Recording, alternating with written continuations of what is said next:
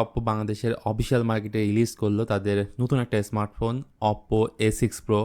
ফোনটি পাওয়া যাবে 8/256 ভেরিয়েন্টে এবং এই ফোনটির অফিসিয়াল প্রাইস হচ্ছে 34,990 টাকা। আর এই ফোনের বিশেষত্ব হচ্ছে এটা সুপার ডিউরেবল।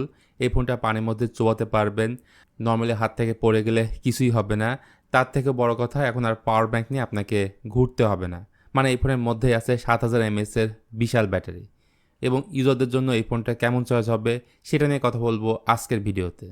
তো মূল ভিডিওতে যাওয়ার আগে একটা ছোট রিকোয়েস্ট, যদি আপনি এই চ্যানেলে নতুন হয়ে থাকেন please hit the subscribe button, আর যদি অলরেডি সাবস্ক্রাইব করে থাকেন থ্যাংক ইউ সো মাচ।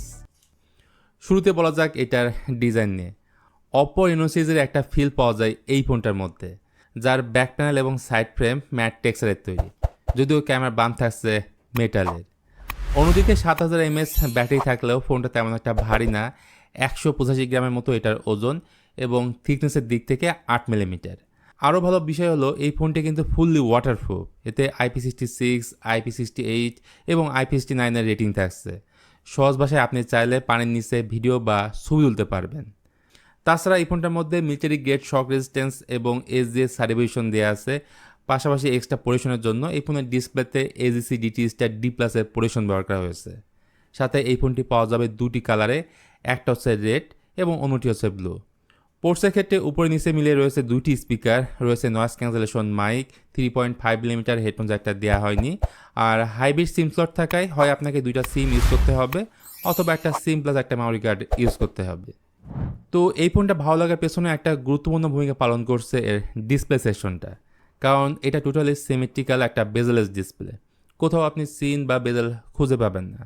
এটা সাইজে বেশ বড় একটা প্যানেল, 6.57 ইঞ্চ, পিপিআই ডেন্সিটি হচ্ছে 397 পিপিআই।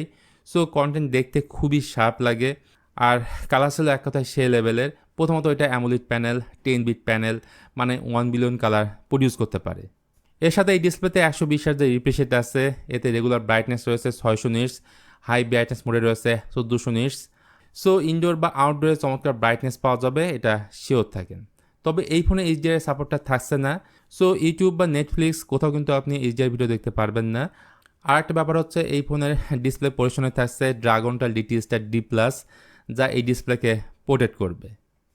তো এই ফোনের সুপার ডিউরেবিলিটির মতো আর একটা স্ট্রং পয়েন্ট হচ্ছে ব্যাটারি সেগমেন্ট। এতে 7000 mAh এর বিগ ব্যাটারি আছে, সাথে থাকছে 80 ওয়াটের সুপার ভোগ চার্জার, যেটাতে খুব দ্রুতই আপনারা এই ফোনটাকে ফুল চার্জ করতে পারবেন। পরিচয় হিসেবে এই ফোনে থাকছে মিডিয়াটেকের Helio G100, যেটি TSMCর 6 নানোমিটার হাইগ্রেকচারে বিল্ড করা এবং সিপিউর হাইস্ট ক্লক স্পিড হচ্ছে 2.2 GHz। র্যাম রয়েছে 8GB এবং ইন্টারনাল মেমোরি রয়েছে 256GB। এখানে র্যামের টাইপ হচ্ছে LPDDR4X আর স্টোরেজ টাইপ থাকছে UFS 2.2। যারা এই ফোনে গেমিং করতে চান চাইলে লো সেটিংসে পাবজির মতো গেম স্মুথলি খেলতে পারবেন। আই থিঙ্ক ব্যাপারটা বুঝতে পারছেন, এটা গেমিং ওরিয়েন্টেড কোনো ডিভাইস না। অপারেটিং সিস্টেম হিসেবে এই ফোনে থাকছে ColorOS 15 on top of Android 15। আর বর্তমানে ColorOS খুবই অপটিমাইজ। সো UI থেকে শুরু করে বেশিরভাগ অ্যাপে একটা স্মুথ ফিল পাবেন।